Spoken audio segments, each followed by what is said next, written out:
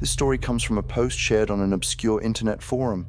The poster, a young woman, was asking for help with something she called the companion. The poster described herself as a 17-year-old high school student. Her life, by her account, had recently spiraled into a series of isolating events. She'd been the target of bullying at school. Her parents were fighting constantly, and the tension at home drove her to retreat to her room most nights. There she would withdraw, scrolling mindlessly on her phone, searching for distractions that never really came. It was during one of these nights that she first noticed the companion. She was lying in bed, staring at her screen, when she heard a faint noise at her window. At first, she thought it was just a moth hitting the glass, drawn to the light in her room. But when she looked up, she noticed a strange black smudge on the window. She described the smudge as looking like someone had used their hand to smear a thin layer of chocolate syrup on the outside of the glass. She assumed maybe her dad had washed the windows poorly and dismissed it. Each night, she continued her doom scrolling, waiting for the bliss of unconsciousness to end another day, filled with torment at school and isolation at home. Each night she heard the sound again, a soft bump, a faint squeak of glass. The sounds were so subtle it would take her a moment to consciously recognize them. By the time she looked, there was nothing there. But she thought that the smudges looked different each time. She reasoned it must be the weather altering the grime on the glass, or her imagination. But one night, curiosity overcame her. After she recognized that she had heard the sound, she moved cautiously to the window to see if anything was there. At the edge of her yard, near the line of trees that bordered the woods, she thought she saw a flash of pink duck behind a tree. It was so quick she thought she must have imagined it. No animal or stalker would skulk in pink, she thought, so she assumed it was her imagination. Still, the sight unsettled her, and she double-checked the locks on her window. The next night, after registering that she had heard the sound again, she turned to her window to see something that she could not explain away as her imagination. A crude drawing of a flower had been smeared in the grime in the corner of her window, as if by a finger. The stem was adorned with 2 simple leaves and topped with 5 petals. She moved carefully to the window and peeked outside. At first, she saw nothing. But then, from behind the same tree that she had thought she saw something duck behind the night before, something peeked out. Before describing what she saw, the poster writes, "Please don't laugh. I know it sounds ridiculous, but I swear, this is what I saw." A gloved hand emerged from behind the tree, oversized, grimy, and white. Then came the head. It had the shape of a rabbit, but its fur was faded pink. Its large plastic eyes gleamed unnaturally, and a permanent grin revealed broad plastic teeth, too perfect and polished to be real. It looked like someone wearing a mascot costume, or maybe a costume from a kid's restaurant, but she had never seen anything like it before. She should have screamed, called her parents, anything. Instead, she froze, watching as the thing raised its gloved hand and waved, slowly, deliberately. She remembered nothing after that. She woke the next morning, convinced it had been a dream.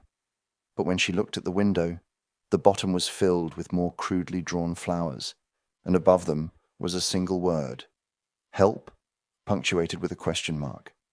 Initially, she thought the creature might be asking for help, as if someone were trapped inside a cheesy bunny suit. But then, why her? Why not the police? As the loneliness of her day pressed down on her, another thought began to take hold. Perhaps it wasn't asking for help. Perhaps it was offering it. That night, the rain came. After another miserable day at school and an argument with her parents, she returned to her room to find the flowers washed away by the rain. That's when she realized that deep inside, she had started to feel a connection to this strange visitor. The loneliness inside overcame her, and she wound up crying herself to sleep. Later that night, she was awakened by a gentle thump at her window, followed by a wet squeak against the glass. She looked up and found the pink figure staring at her through the window. The rain matted its fur and caused its pink ears to sag, giving it a melancholy air, despite the wide plastic grin frozen on its polyester face. Its gloved hand dragged a finger slowly along the glass, drawing shapes and letters that blurred in the rain. She moved closer, trying to make sense of them. She wasn't scared, not even curious anymore. She felt something deeper, more desperate. Maybe they really could help each other. The companion's finger traced words on the glass. Not alone. Help you.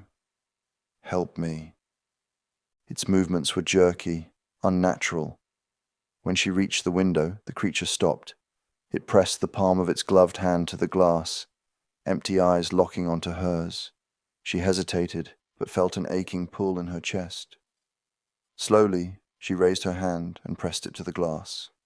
The gloved hand slid down, and she allowed her hand to follow. Rain had started seeping through the sill of the window into a dark pool. Once her finger touched the wooden sill, she realized the liquid seeping in wasn't rain. It was somehow colder and slicker. To her shock, the liquid lunged at her hand, striking like a serpent. Before she could react, it pierced the skin of her palm. The cold, viscous oil slid into the wound, spreading under her flesh. As she jerked her hand back, so did the figure outside. As it did, she thought she saw a tendril of black ooze retreat into the cuff of the gloved hand. She stumbled back, clutching her hand. When she looked back, the companion was gone. And then, for the first time, she heard it.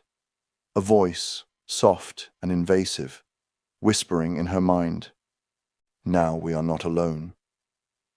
She stared at her hand. The dark liquid filled the hole in her palm and took on the shape of her skin. In place of a wound was a faint, almost imperceptible dark mark. The voice continued, wrapping her thoughts in barbed reassurances. "They don't need you. They don't want you. But I do." The user ends her story by saying the voice whispered to her all night, weaving cruel truths with strange reassurances. And when the sun rose, she opened her phone and started typing her post, asking for help. There were a few responders, asking follow-up questions or offering advice. Most of them urged her to seek emotional or spiritual help. She never responded to any of the replies. Thank you for visiting Archive 19. Your curiosity is appreciated. If you found this story intriguing, consider liking the video to help others uncover it as well. For more stories from obscure sources, subscribe to be notified when the next file is unearthed. New discoveries are released weekly.